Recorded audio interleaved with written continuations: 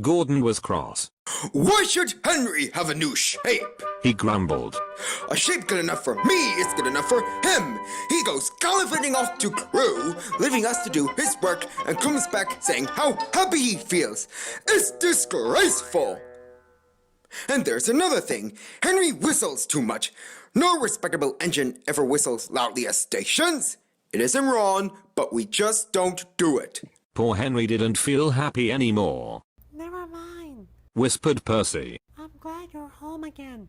I like your whistling. Goodbye, Henry. Called Gordon.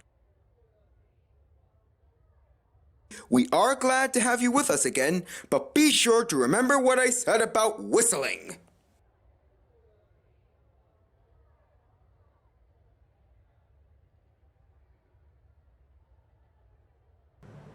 Later on, Henry stopped at Edward's station. Hello, Henry. Said Edward. You look splendid. I was happy to hear your whistle yesterday. Thank you, Edward. Smiled Henry. Shh. Can you hear something?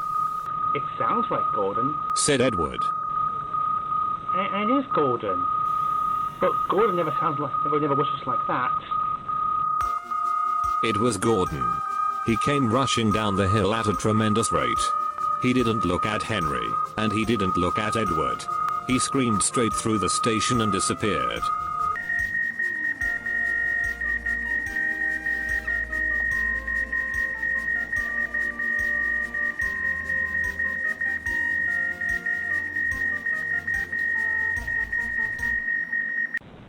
Well then, Said Edward. It isn't wrong, Chuckled Henry. but we just don't do it. And he told Edward what Gordon just said. Meanwhile, Gordon screeched along the line. The noise was awful.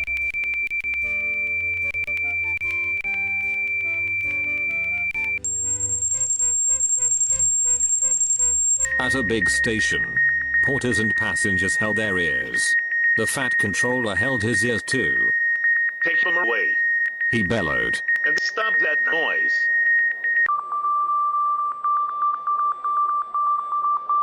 Gordon puffed sadly away.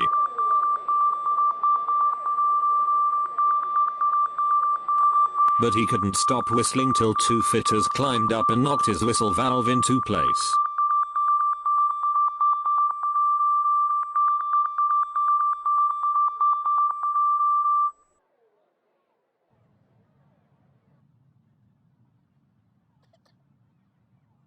That night, Gordon slunk into the shed.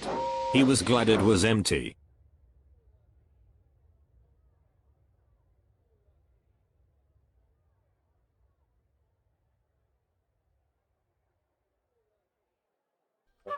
It isn't wrong.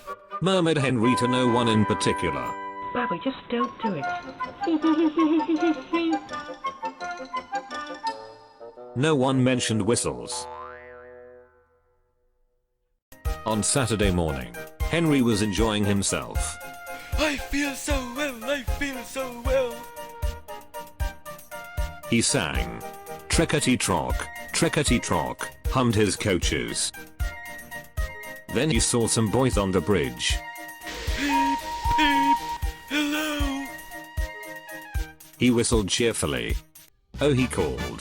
For the boys didn't wave and take his number, they dropped stones on him instead. They've broken our glass, sobbed the coaches.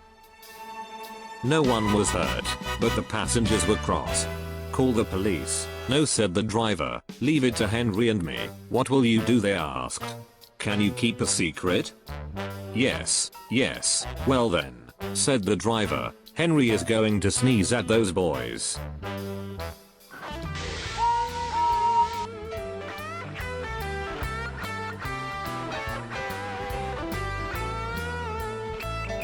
Lots of people were waiting at the station just before the bridge. They wanted to see what would happen. Henry has plenty of ashes, said the driver. Please keep all windows shut till we have passed the bridge. Henry is as excited as we are, aren't you, old fellow? Henry was feeling stuffed up, but excited.